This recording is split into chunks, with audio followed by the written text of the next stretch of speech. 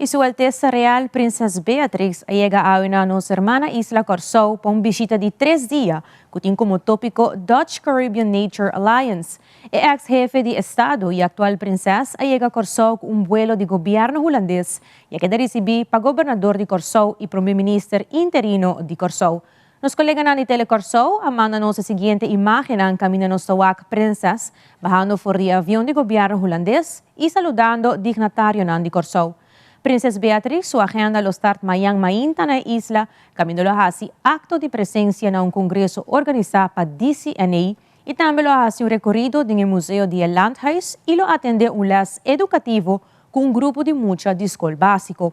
Sua Alteza Real lo visita várias fundações, como também lo atende cena com dignatário invitado na Corsou.